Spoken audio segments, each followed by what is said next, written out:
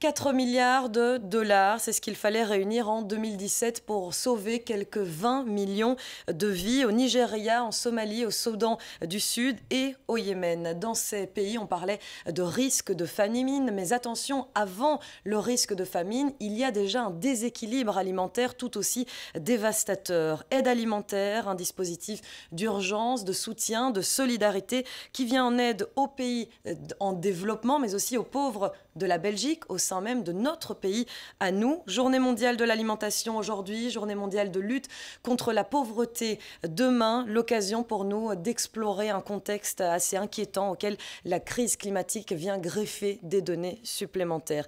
Comment fonctionne l'aide alimentaire? Qui en bénéficie? Quels mots cache-t-elle? Autant de questions qu'on se posera cet après-midi à l'aide de nos 3 experts, 3 profils différents, à commencer par Déborah Millot, coordinatrice générale de la cellule Aide alimentaire à la Fédération des services sociaux, c'est correct? Coordinatrice de projet. De projet.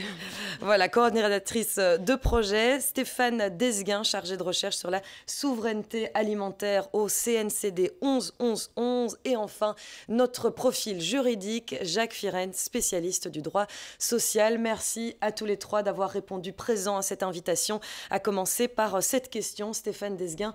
Qu'est-ce que l'aide alimentaire? Sans parler de la Belgique ni de l'étranger, qu'est-ce que l'aide alimentaire? Ouais, en tout cas, au niveau international, c'est d'abord une aide d'urgence. C'est une aide qui est destinée aux populations qui sont dans une crise alimentaire aiguë. On parle de famine. Vous avez parlé tout à l'heure de la recherche de 20 milliards de dollars, de 4 milliards de dollars pour une vingtaine de millions de personnes. Mais donc, ça ne concerne qu'une proportion faible du nombre de personnes qui souffrent de la faim tout au long de l'année.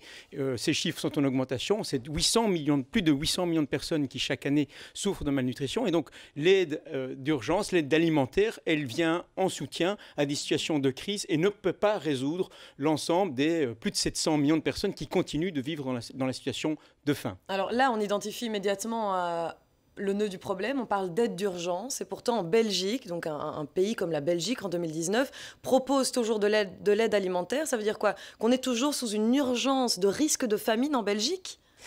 Alors en Belgique, on ne parle pas de famine, on parle en généralement plutôt de crise économique, voilà, de mesures d'austérité, d'impact social sur les populations.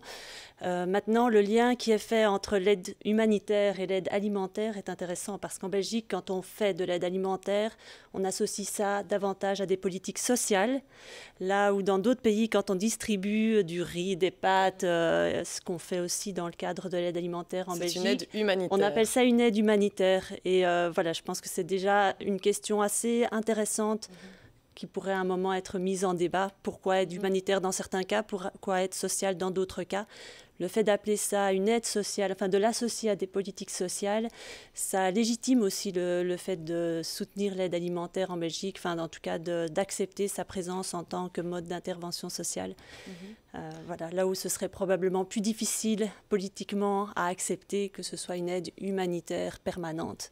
Donc un premier point, c'est aide humanitaire vs aide sociale. Il y a aussi cette dimension de l'urgence. Donc on vient en aide de façon urgente à des personnes qui pourraient périr suite à un cas de famine. Alors en Belgique, on ne parle pas de famine. Et pourtant, on le disait, 1 personne sur 7 sont considérées comme pauvres en Belgique. Évidemment, la situation n'est pas tout à fait comparable, mais leur vie quotidienne est extrêmement compliquée. On peut se poser déjà la première question juridique. Quels sont les droits des pauvres en Belgique, des pauvres illégaux en Belgique et des pauvres à l'étranger?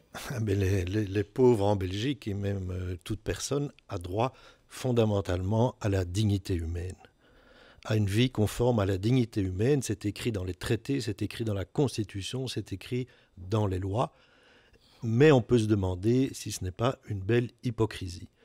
Quand on voit qu'aujourd'hui, il y a des gens qui, effectivement, en Belgique, doivent dépendre de l'aide alimentaire, on se dit, mais où est la dignité humaine?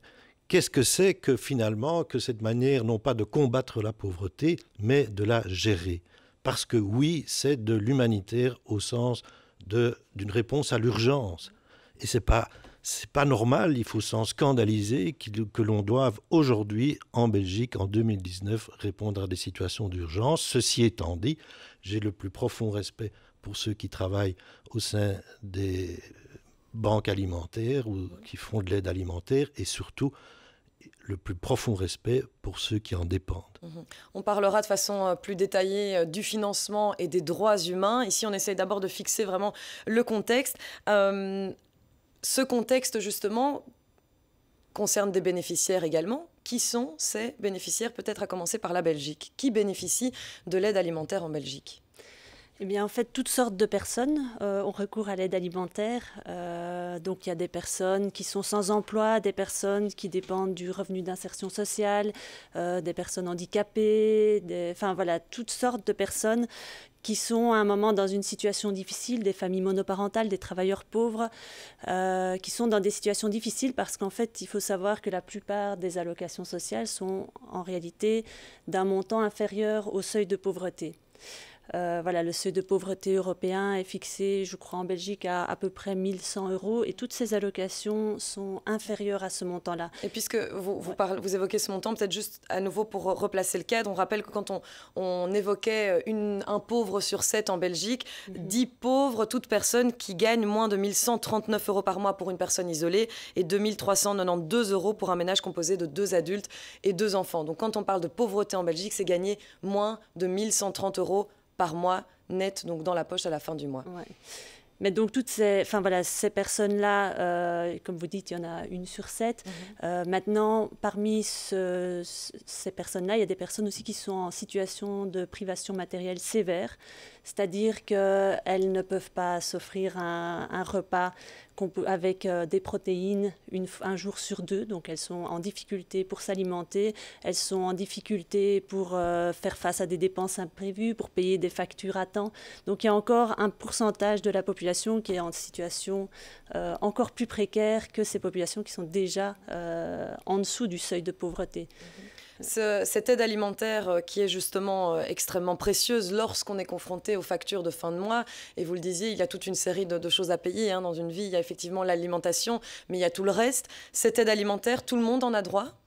Oui, normalement, tout le monde a droit à la dignité humaine, mais tout le monde n'y a pas droit de la même manière, et certains même se voient finalement octroyer des droits concrets qui sont tout à fait contraires à cette dignité humaine. Je pense spécialement aux étrangers en séjour illégal. Ils ont droit à la dignité humaine, mais ils ont droit, du point de vue des lois, uniquement à l'aide médicale urgente. Après, on s'étonne qu'ils doivent se débrouiller finalement pour la simple survie. Ceci dit, à propos de de votre discussion, de votre conversation d'il y a un instant avec Déborah, moi je crois qu'il faut cesser de toujours considérer que être dans la pauvreté, c'est une question de fric et uniquement une question de fric, de quantité d'argent dans le porte-monnaie. Le véritable problème, et c'est comme ça que les instances de l'ONU l'appréhendent, le véritable problème de la personne qui est vraiment en grande pauvreté, c'est qu'elle est incapable de faire valoir ses droits fondamentaux, dont la dignité humaine, dont le droit de vivre, dont le droit d'avoir un revenu minimum. Il y a des gens qui se voient reconnaître ces droits de manière finalement complètement mensongère par les textes, parce qu'en réalité, ils ne peuvent pas les exercer à cause de leur histoire de vie. À cause de leur histoire de vie et peut-être aussi à cause du fait que ce système d'aide alimentaire, d'aide tout simplement, c'est une façon aussi peut-être d'assujettir la personne dans le besoin. Et là, je vais peut-être me tourner vers vous. Comment est-ce qu'on peut faire valoir cette aide alimentaire, qui est le cas aussi pour l'aide humanitaire en règle générale, mais ici on parle précisément de l'aide alimentaire. Comment faire valoir cette aide sans tomber dans l'assujettissement? Et est-ce qu'il faut justement soutenir cette aide alimentaire sans soutenir par exemple la production agricole dans ces pays en voie de développement? Oui, alors on touche à un point central, c'est effectivement, est-ce que l'aide alimentaire qui est une nécessité en cas d'urgence n'est pas un cache-sexe de problèmes plus profonds? Et donc on a parlé ici, dans le cas de la Belgique, de questions fondamentales sur la question de faire valoir ses droits. Ces droits, ils sont normalement, ils doivent pouvoir être défendus et réalisés au niveau international. On a évidemment la capacité technique de nourrir le monde, même si des vendeurs d'engrais et de semences OGM ou certifiées essayent de nous faire croire que la solution c'est de produire plus, c'est pas ça la solution. La solution c'est de permettre à chaque région du monde de produire suffisamment pour elle-même, et pour cela il faut sortir du libre-échange, sortir d'un système économique qui crée des disparités, qui crée des inégalités, et ces inégalités elles sont créées. Il y a une forte responsabilité de l'Union européenne qui fait signer des accords de libre-échange avec de nombreuses régions du monde, qui détruit l'économie des pays du Sud en exportant de la poudre de lait ou les quelques éléments de surproduction, détruit aussi l'économie des pays locaux en important massivement des produits dont on ne veut pas chercher à rééquilibrer notre politique agricole européenne. On déstabilise des pays dans leur incapacité à lutter contre la pauvreté à travers d'une redistribution des richesses, avec l'évasion fiscale. Il y a une très lourde responsabilité. On sait très bien que dans de nombreux pays où l'on a faim, on a des créations de richesses qui s'évaporent, qui sortent du pays, qui terminent au travers de circuits de paradis fiscaux dans l'Union européenne, dans les paradis fiscaux directement. Donc en fait, si on veut traiter le problème de la faim dans le monde, c'est un engagement qu'on a pris il y a 40 ans. Et ces 4 dernières années, on recule. C'est-à-dire que la faim dans le monde, elle augmente. Donc personne ne peut dire tout va très bien. C'est une catastrophe. On a les moyens de le résoudre. On est dans une planète suffisamment riche. Le véritable enjeu sont les politiques sociales de redistribution des richesses et de permettre à les personnes qui souffrent de la pauvreté et en général aussi de la faim, d'avoir des revenus décents. Et pour cela, il y a plein de méthodes. Il y a redistribution des richesses et s'arranger pour que ceux qui ont un métier aient un revenu décent. Et je suis obligé de le dire, mais la grande majorité des gens qui ont faim dans le monde sont des paysans. Donc ce sont des gens qui produisent à manger, qui souffrent de la malnutrition dans le monde, qui ont faim. Donc pour quelles raisons les gens qui produisent à manger ont faim? Parce qu'ils ont des prix de la nourriture qui ne leur permettent pas de vivre décemment. Donc la première chose que doit faire un pays pour défendre et lutter contre la malnutrition dans son pays, c'est s'assurer que ceux qui vont produire à manger pour eux et pour leurs concitoyens aient un revenu suffisamment décent que pour avoir une vie digne. Et ça, il n'y a pas 1000 solutions de le faire. C'est-à-dire, on s'organise pour que le prix soit un prix juste. Et comment les prix ne sont pas justes? Parce qu'il arrive sur le marché de chaque pays dans lequel on a faim, des produits qui viennent d'ailleurs à des prix inférieurs au coût de production. Donc les gens doivent s'aligner sur des prix qui arrivent par bateau dans les ports de ces pays. Et cette nourriture qui arrive, elle arrive parce que ce sont soit des excédents, soit on a triché avec des subsides, soit ce sont même des produits excédentaires que l'on écoule dans des pays. Et cela casse l'économie de nombreux pays du Sud. Donc il faut cesser de croire que la faim tombe du ciel, que c'est lié au criquet, au conflit et aux sécheresses. Non, ça c'est une minorité de la situation. L'immense majorité, ce sont les conséquences de choix politiques. Donc, de choix politiques qui créent toujours cet écart nord-sud. À vous entendre, donc depuis 4 ans, la situation se dégrade encore, et pourtant on entend parler de faim dans le monde, je veux dire, depuis la nuit des temps. Vous mettez exactement... On a pris un engagement, on avait pris il y a 40 ans l'éradication de la faim, on l'a répété, les objectifs... Mais justement, on se penchera en deuxième partie d'émission sur l'avenir. Qu'est-ce qui nous attend? Est-ce que la conscientisation dont on est tous ambassadeurs en Europe, parce qu'on aime dire, on est de plus en plus conscient, on consomme autrement, et on va voir dans quelle mesure cette conscientisation est vraiment présente sur le terrain. On en parlera en deuxième partie d'émission. Mais par contre, ce que je trouve extrêmement important de rappeler, c'est justement l'aspect pauvreté. Celui qui a faim est la personne qui est pauvre, en Belgique comme à l'étranger. Alors, pour le cas belge, ici on a identifié la raison pour laquelle certaines communautés, certains pays sont encore dans une pauvreté presque indicible pour nous occidentaux. En Belgique, qu'est-ce qui explique cette pauvreté? Parce que là, on pourrait encore se dire, oui, mais c'est loin, et c'est vrai qu'on n'a pas vraiment d'impact, ce qui est totalement faux, mais on peut encore se cacher derrière cet argument. En Belgique, on ne peut pas se cacher derrière l'argument que le pauvre est loin. Car le pauvre, même dans le tram, même si on ne lui dit pas bonjour, même si on ne le salue pas, il est bel et bien présent. Il est en face de nous, on le côtoie au quotidien. Qu'est-ce qui fait qu'en Belgique, une personne peut mourir de faim? Alors, je crois que la question est assez complexe. Comme Jacques l'a dit, les causes de la pauvreté sont multiples. Donc, il y a effectivement la question du revenu qui est une condition sine qua non. Un revenu décent, c'est la base pour ne pas tomber dans la pauvreté. Maintenant, il y a des tas d'autres facteurs qui expliquent la pauvreté. Ça peut être les discriminations sur le marché de l'emploi, les inégalités hommes-femmes. Hier, j'entendais une étude de l'IWEPS qui est sortie, qui explique que les femmes sont beaucoup plus susceptibles que les hommes de tomber dans la pauvreté pauvreté, parce qu'il y a des mécanismes d'individualisation des droits qui n'existent pas, mais Jacques pourra peut-être en dire un peu plus. Il y a donc des politiques sociales, des politiques économiques, des politiques sociales qui prennent ou ne prennent pas suffisamment en compte les situations des populations les plus précaires. Voilà. Le FDSS vient de publier un ouvrage Aide alimentaire, donc qui se penche vraiment sur la situation précisément en Belgique, comment fonctionne l'aide alimentaire.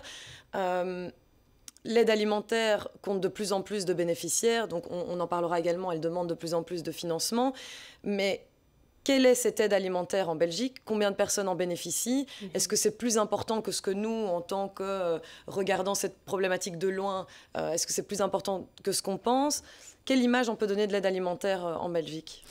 Mais donc en fait, on a eu envie de réaliser cet ouvrage parce que pour nous, c'était important de mettre ces questions d'aide alimentaire en débat, parce qu'elles sont finalement assez peu visibles dans l'espace public. Donc il y a actuellement, on parle de 450 000 personnes qui ont recours à une aide alimentaire en Belgique. C'est probablement sous-estimé, mais c'est extrêmement difficile d'avoir des chiffres précis pour toute une série de raisons que je ne vais pas raconter ici. Ce serait trop long. Mais donc toutes ces personnes, en fait, elles font appel à l'aide alimentaire qui se présente sous différentes formes en Belgique. Il y a des distributions de colis alimentaires. Par exemple, à Bruxelles, il y a une 60aine de services qui sont répertoriés. En Wallonie, il y en a à peu près 400 qui sont pris en charge par des conférences de la Saint-Vincent-de-Paul, par des CPAS, par d'autres associations, par la Croix-Rouge. Voilà, le terrain de l'aide alimentaire est multiple et à l'image de cette multiplicité d'acteurs, les philosophies, les approches sont multiples aussi. Donc on a parlé de la question de l'humanitaire et du social. Eh bien, il y a beaucoup d'acteurs, il y a beaucoup de lieux d'aide alimentaire qui sont des lieux où le travail social se déploie, où des assistants sociaux, des personnes essayent de trouver de raccrocher les personnes à leurs droits, trouver des réponses en termes de logement, etc. Mais bon, tout ça a des limites. Donc je disais, sur les différentes formes d'aide alimentaire, il y a donc des restaurants sociaux, des services de distribution de colis, et alors depuis une vingtaine d'années, on a aussi des épiceries sociales qui se développent de plus en plus et qui ont l'avantage, par rapport à d'autres formes, de permettre aux personnes de choisir parmi les produits qu'elles achètent. Et ça fait écho évidemment au droit, hein. Peut-être aussi de la personne de pouvoir faire son petit shopping quelque part et de ne pas être assujetti et soumis au bon vouloir de quelqu'un qui lui donnerait une pomme dans la rue, par exemple. Il y a un contrôle de plus, puisque souvent le revers de l'aide sociale, quelle qu'elle soit, c'est finalement de contrôler les pauvres. Donc en effet, il y a quand même cette question des conditions d'accès. Donc déjà, les épiceries sociales ne permettent pas, tout le monde n'y a pas accès. Comme dans toutes les formes d'aide, en fait, il faut prouver qu'on est pauvre pour pouvoir avoir accès à une aide alimentaire. Prouver qu'on est pauvre. Prouver qu'on est pauvre, et prouver qu'on est pauvre, ça veut dire sortir sa feuille de paye, son papier du CPAS, sa fiche de loyer. Enfin, toutes ces dépenses sont parfois étalées pour pouvoir avoir accès à l'aide alimentaire. C'est un véritable déshabillage de la personne qui a lieu pour avoir accès à l'aide alimentaire. C'est une expérience qui est humiliante. On parle donc d'aide alimentaire, juste pour donner quelques chiffres. Donc en Wallonie, 400 points de distribution de colis alimentaires, 85 épiceries sociales, 30 restaurants dits sociaux. À Bruxelles, on est à 57 services de distribution, une quarantaine de restaurants sociaux, une quinzaine d'épiceries sociales, pour un total de 55 000 bénéficiaires. On se pose une autre question, c'est la portée de cette aide alimentaire. Et là, on va faire aussi le lien, ou peut-être la différence entre les pays en développement et la Belgique. Est-ce qu'ici, on peut parler d'un système d'accompagnement et de réinsertion, à savoir si, justement, je ne dois pas débourser pour payer mon alimentation, c'est de l'argent que je peux garder pour peut-être essayer d'épargner et trouver un logement, épargner et me refaire peut-être une beauté qui va me permettre de trouver un emploi. Je dirais, est-ce qu'il y a un désir de porter de cette aide alimentaire? Et on posera la même question de l'autre côté du globe. Peut-être un mot à ce sujet. D'après ce que je vois, puisqu'ici on est un peu en dehors du droit, on est dans les faits, d'après ce que je vois, non. L'aide alimentaire ne permet pas la réinsertion.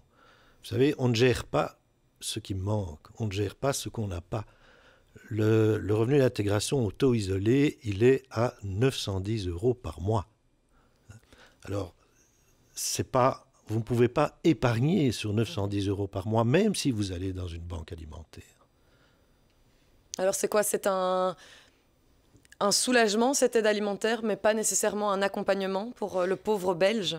Disons que ça permet effectivement de soulager le budget des ménages, éventuellement de pouvoir acheter, je sais pas moi, les médicaments, enfin faire face à une petite dépense, mais ça reste extrêmement limité.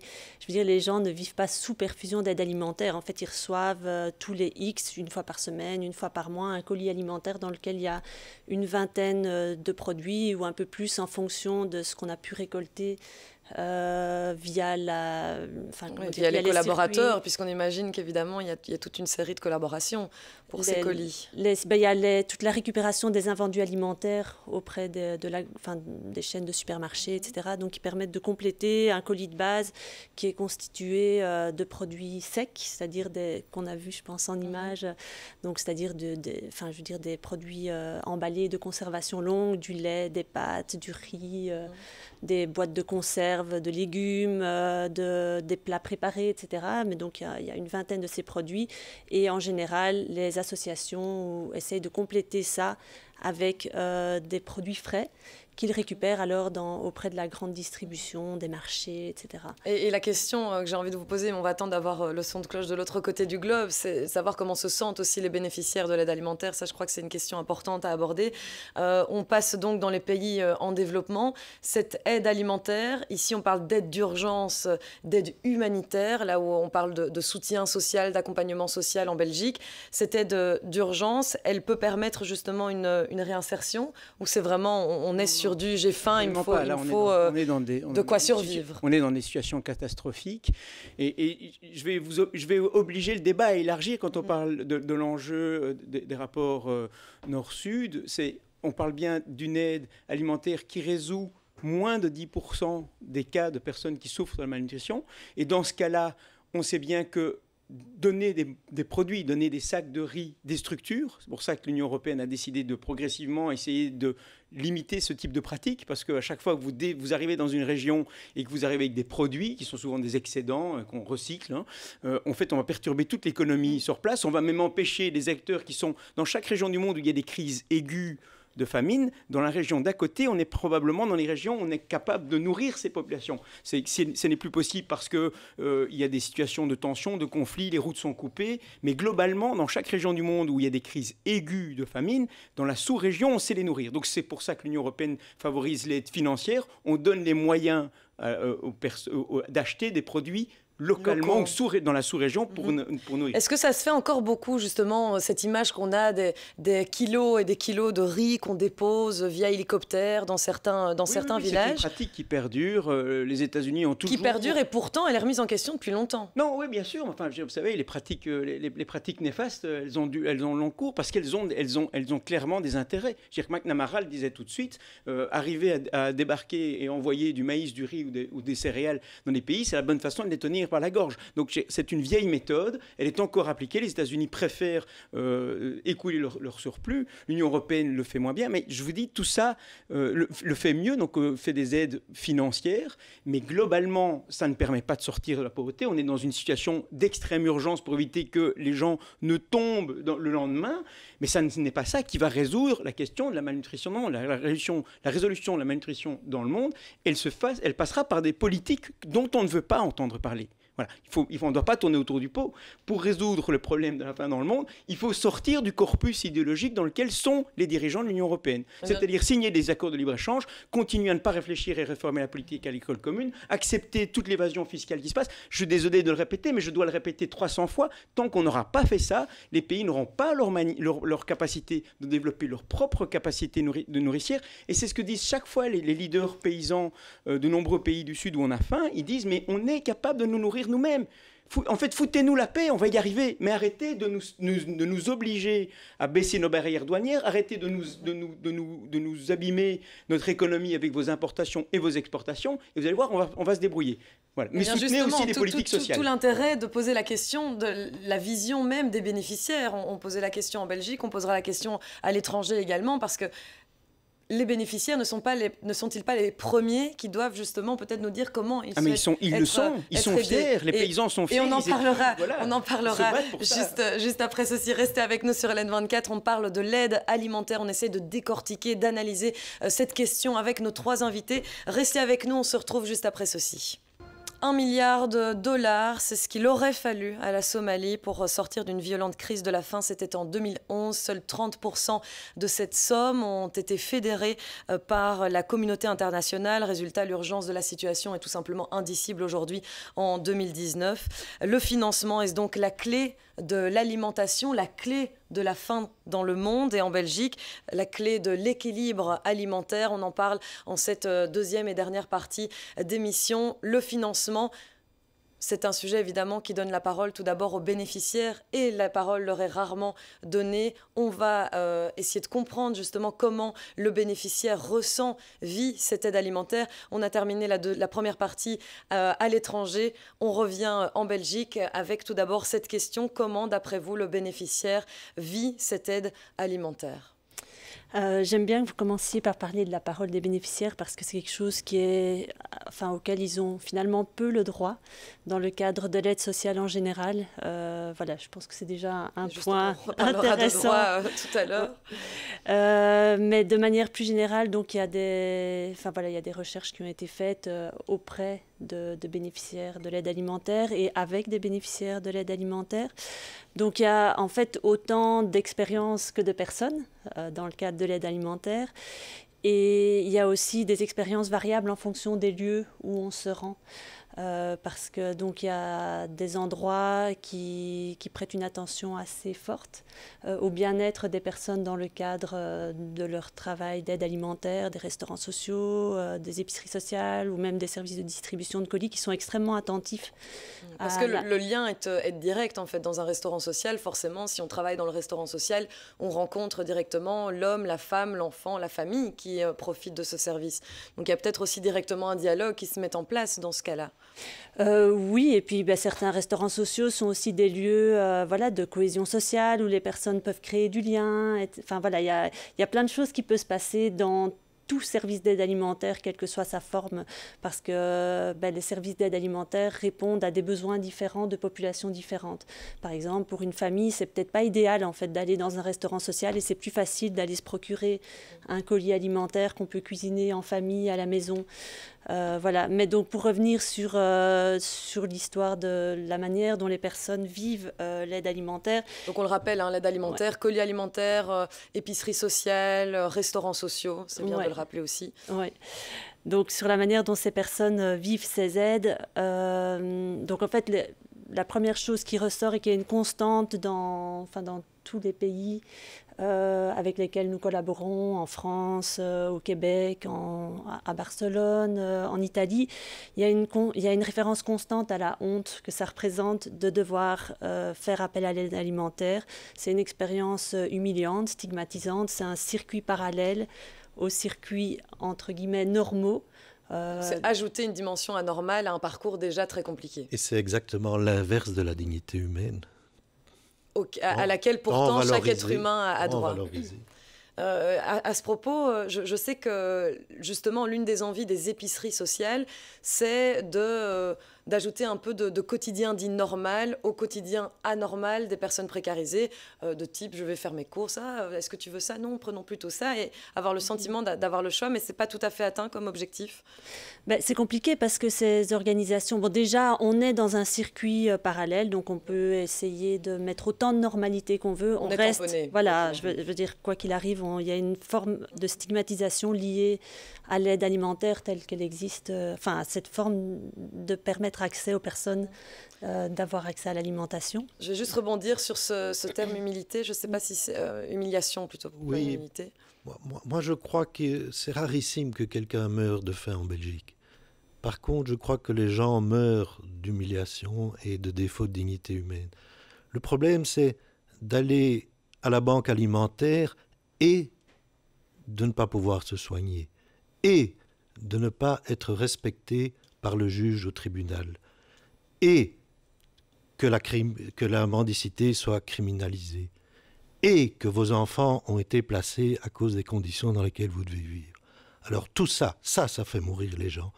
Et ça revient à cette humiliation fondamentale qui fait que les droits les plus fondamentaux, celui de vivre en famille, celui de travailler, celui d'avoir un logement, celui de voter, ces droits-là ne sont pas respectés. Et c'est ça qui fait mourir les gens.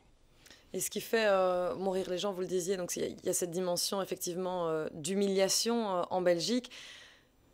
Ces personnes qui bénéficient de l'aide alimentaire, j'ai l'impression que parfois on attend aussi une reconnaissance. Ah mais regardez, il y a quand même les épiceries sociales, regardez, il y a quand même les colis alimentaires, vous pourriez ne rien avoir. Dans quelle mesure les bénéficiaires ressentent justement cette reconnaissance attendue par ceux qui, pour le coup, mangent très bien, vivent très bien et ont leur appartement? C'est du palliatif, hein. Je pense que les gens le vivent comme ça. Il faut manger, on est réduit finalement par le système à des besoins qui sont quasi des besoins animaux. Hein. Manger, boire et pouvoir se chauffer. Hein. Mais la dignité humaine, c'est bien plus que ça. Et je crois que les gens, ils le savent bien, et c'est eux qui nous le disent. Et à propos d'ailleurs de la question que vous posiez tout à l'heure, mais comment est-ce qu'on pourrait davantage capter cette parole des pauvres qui soit ne reçoivent pas la parole, soit elle n'est pas entendue? Il y a les associations. Déborah vient de parler d'ATD Carmonde, par exemple. ATD Carmonde, c'est pas une association de gens qui s'occupent des pauvres. Hein. Ce sont les gens eux-mêmes qui se mettent ensemble pour essayer de pouvoir dire ce qu'ils ont à dire et de changer leur vie. Il y a aussi le service de lutte contre la pauvreté. C'est un service public interfédéral. Son boulot, c'est de mettre ensemble les décideurs politiques, quels qu'ils soient, et les personnes qui vivent dans la précarité ou dans la grande pauvreté. Mais qui connaît ce service? Et surtout, qui est-ce qui l'écoute? Et on essaiera de dresser justement des pistes de réflexion à venir et d'essayer de voir plus loin en se demandant mais vers où va-t-on avec cette aide alimentaire? Comment optimiser cette aide alimentaire pour justement éviter de tomber dans cette humiliation quotidienne qu'elle représente pour ses bénéficiaires? Tout d'abord, un coup d'œil à l'étranger. Avec vous, Stéphane Desguin, vous avez donc une vision de ce qui se passe effectivement à l'étranger. Comment les bénéficiaires de ces pays en développement vivent-ils cette aide alimentaire? Et on l'a évoqué de façon plus superficielle en première partie d'émission et je vous avais promis qu'on y reviendrait. Donc voilà, que demandent ces bénéficiaires? On parle de la Somalie, on parle de Yémen, mais on parle aussi de toutes les régions d'Afrique qui sont concernées peut-être pas par la famine à proprement parler, mais en tout cas par un déséquilibre alimentaire. D'abord, il n'y a pas que l'Afrique. La question de la malnutrition, elle frappe de nombreux endroits. Non seulement on peut élargir, parce que non seulement il y a le problème du manque de nourriture, et puis il y a tout le problème d'une nourriture complètement déséquilibrée. La FAO qui s'occupe, l'organisation internationale qui s'occupe de la malnutrition dans le monde, elle dit non seulement il y a la question de la quantité et de la qualité de la nourriture qui fait défaut quand elle n'est pas suffisante, mais il pointe aussi comme nouveau problème le problème de la malnutrition. Des gens meurent aussi, ont énormément de problèmes liés à une alimentation excessive. Et quand vous évoquiez les 800 millions de personnes... Ça, c'est uniquement ceux qui sont dans la difficulté. Il y a 2 milliards de personnes qui sont dans une alimentation de mauvaise qualité. Donc 2 milliards mauvaise qualité, 800 millions de déséquilibre alimentaire. En fait, on marche sur la tête. On est dans un système alimentaire et agricole qui marche sur la tête. Il y a moyen de corriger ça, mais il faut avoir des volontés politiques. Alors, vous disiez, les bénéficiaires en question ne réclament pas une aide alimentaire, mais réclament qu'on les laisse tranquilles. Qu'est-ce que vous entendez par là? En fait, d'abord, pour revenir sur la question de la dignité, la façon dont on casse l'image des personnes, l'aide alimentaire d'urgence, vous recevez quelque chose qui vous permet de manger, c'est une situation. Mais de toute façon, vous êtes dans l'humiliation. Vous avez déjà dû quitter probablement la région dans laquelle la situation de crise aiguë s'est passée, vous vous retrouvez sous tente, vous n'avez plus rien, donc forcément on ne peut pas être plus bas. Donc là on est dans une question de qu'est-ce qu'on doit faire pour éviter, mais on est dans le palliatif, pour éviter que les gens crèvent le lendemain, mais c'est du palliatif. Ce n'est pas la solution, c'est des solutions à court terme. Ce qu'il faut faire, c'est se dire ça existe. Il faut traiter le problème à la base. Et traiter le problème à la base, c'est ce que font avec une grande dignité les représentants des organisations paysannes du Sud. Ils disent mais considérez-nous. Et c'est pour ça que les organisations et les ONG en Belgique leur permettent non pas d'essayer de parler. Ce que je fais aujourd'hui, je parle à leur place. Je préférais qu'ils soient là. On n'a pas l'occasion de tous les jours avoir des organisations paysannes qui peuvent se défendre. Mais elles viennent régulièrement face à la Commission, face au Parlement européen pour demander que les décisions politiques de l'Union européenne cessent d'entraver la réalisation de leurs droits, leur droit à l'alimentation. De les consulter en fait. De les consulter, de les prendre au sérieux et de quand elles font des demandes, qu'elles ont une vision, qu'elles soient respectées. Or, aujourd'hui, même dans la coopération, même dans l'aide, on ne prend pas assez en compte la réalité et les préoccupations des organisations paysannes qui sont les mieux à même de défendre les droits des paysans et donc aussi de ceux qui vont bénéficier de la nourriture que veut produire ces paysans. Mais prendre en considération la position paysanne, disons, ça passe justement par le financement, vous en parliez, alors qu'en Belgique, le financement, on le disait, n'est peut-être pas la solution. Mais donc justement, dans quelle mesure le financement, finalement, peut être une solution à l'aide alimentaire? Et on va à nouveau voir la différence entre l'étranger, les pays en développement et la Belgique. Donc à l'étranger, si on peut prendre un cas concret avec un pays qui nous parle... Vous savez, quand les organisations paysannes viennent défendre leurs droits par rapport aux institutions européennes, elles ne viennent pas demander de l'argent, pas uniquement. Elles disent en priorité, il y a un ensemble de décisions politiques et de soutien à des politiques prises par leurs dirigeants. Donc ils se battent aussi bien contre leurs dirigeants que les politiques imposées de l'extérieur par l'Union européenne. Et ils disent, là, vous pouvez nous envoyer tout l'argent que vous voulez. Si, de toute façon, le riz que l'on produit est à un prix dérisoire, de toute façon, vous allez créer de la pauvreté mécaniquement. Quand un kilo de riz produit est en dessous du coût de production, vous créez de la pauvreté. Il ne faut pas réfléchir très loin. Regardez ce qui se passe en Belgique avec les producteurs de lait. Ils sont dans la pauvreté parce qu'on ne leur paye pas un prix décent sur leur production. Alors quel argent peut être investi de la meilleure façon quand il atterrit justement dans ces pays dont on voit les images? Eh bien là, justement, la question, c'est il y a un détournement sur la dernière législature. La priorité, lorsque Charles Michel était ministre de la Coopération, c'était de mettre la priorité sur le soutien de l'agriculture familiale, l'agriculture à petite échelle, c'est-à-dire les paysans et les organisations producteurs de nourriture qui étaient les plus faibles, les plus précarisés, d'aider et de financer ces structures-là, de développer leur programme, leur volonté d'autosuffisance alimentaire, parce que quand on est dépendant des autres, c'est toujours dangereux, c'est toujours après un jeu de chantage. Eh bien, la dernière législature, on a changé complètement d'orientation. La priorité, c'est de développer des agriculteurs qui sont des entrepreneurs, qui ont une capacité à rentrer dans le jeu du marché international, à l'exportation. Et donc, on nie complètement l'existence des plus petits, des plus faibles, qui pourtant sont ceux qui nourrissent leurs voisins, leurs familles et leurs voisins. Et donc, en faisant ce choix-là, en fait, on a décidé, on abandonne les plus faibles et ils vont émaner de la sécurité sociale. C'est très gentil de dire ça, mais la réalité, c'est que dans nos nombreux pays partenaires de la coopération belge, il n'y a pas de sécurité sociale. Donc quand on nie la capacité de soutenir et de défendre les droits des paysans les plus faibles et les plus petits, eh bien en fait, on les jette encore plus fortement dans la pauvreté. Donc ce qu'il faut faire, c'est réformer complètement les dernières décisions politiques en Belgique. Comment expliquer cette décision? Est-ce qu'elle est en phase avec justement la conscientisation générale, avec le vouloir? Alors non, justement, elle est complètement à rebours des décisions au niveau international. La Belgique fait cavalier seul. Partout, la conscientisation, c'est mettre la priorité sur l'agriculture familiale. On a un gouvernement qui a choisi de manière très idéologique de choisir un certain type d'agriculture entrepreneuriale. Et en faisant ça, elle vise des classes d'agriculteurs de classe moyenne qui s'en sortent déjà relativement bien, en disant eux, on va les intégrer dans un marché mondial. Et donc, on a pris des décisions qui sont très lourdes de conséquences. Et donc, la Belgique, elle a fait marche arrière dans ses politiques de solidarité par rapport aux années précédentes. Il y a donc à espérer que le prochain gouvernement sera capable de redresser la barre parce que la Belgique avait pendant longtemps développé des programmes reconnus internationalement qu'on appelle le Fonds belge de sécurité alimentaire, qui est un programme multi-acteurs entre les ONG, la coopération bilatérale de la Belgique et même les institutions internationales pour développer des programmes qui aidaient les pays dans lesquels on intervenait pour qu'eux puissent se nourrir eux-mêmes. C'était un véritable appui. Il y a des évaluations qui montrent que ça fonctionnait très très bien. On a tout démantelé. Voilà. Donc on a eu sur cette dernière législature, non seulement on avait une politique de coopération qui n'était pas trop mauvaise, on a fait marche arrière, mais on a encore laissé tous les autres problèmes en route. Je vous dis, la Belgique ne s'est pas opposée à des accords de libre-échange qui pourtant menacent tous les jours la question de la sécurité alimentaire dans de nombreux pays du Sud. Donc il faut à un moment ou à un autre être cohérent. Et la question de la cohérence qui est revendiquée par les paysans et par les ONG en Belgique, elle n'est jamais atteinte.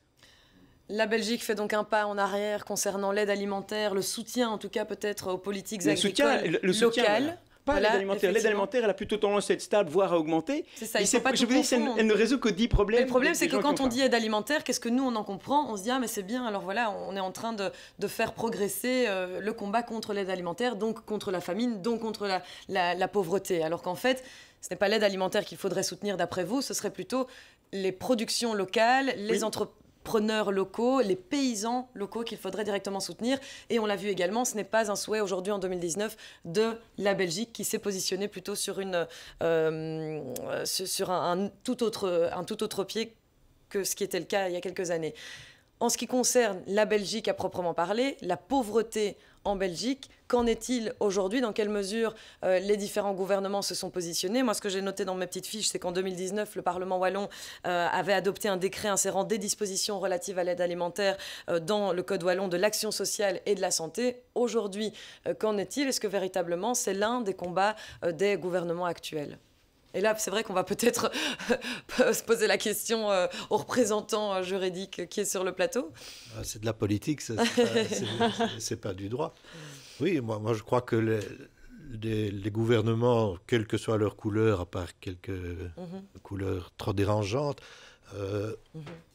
voudraient vraiment rencontrer le problème de la pauvreté. Mais je pense qu'ils le font de manière extrêmement maladroite. Et parfois je me dis...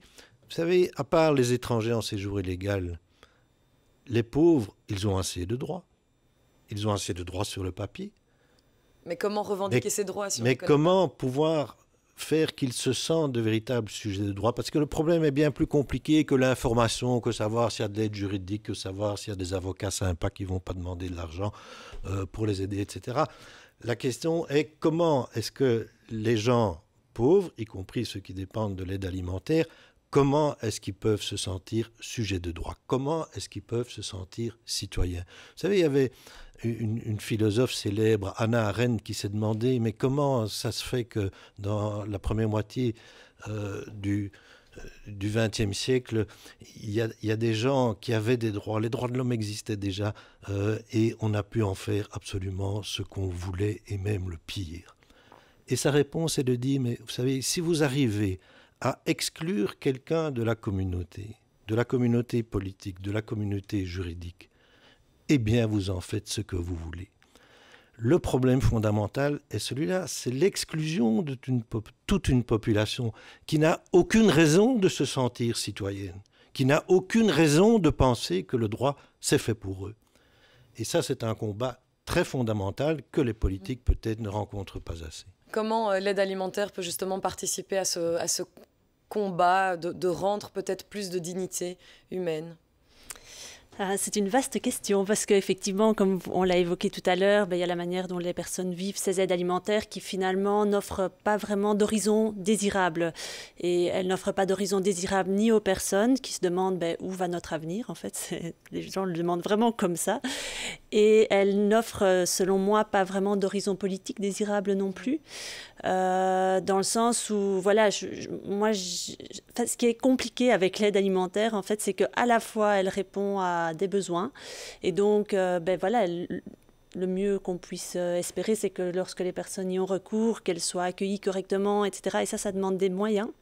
Donc, que les personnes aient ce qu'il leur faut comme aliment. Et voilà.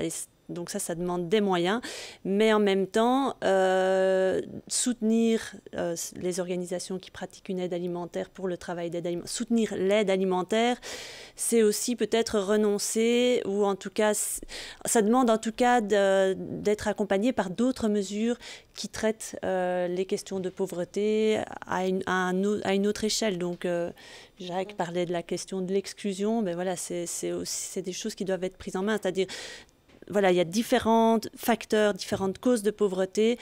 La question du revenu, pour moi, elle est cruciale. Il faut que les personnes aient un revenu minimum décent. Et alors, il y a toutes les autres causes de la pauvreté qui doivent être adressées aussi, sans parler aussi de concevoir un système alimentaire qui soit inclusif, qui permette à chacun d'accéder à une alimentation voilà, pas discriminante. Qui ne soit pas exactement.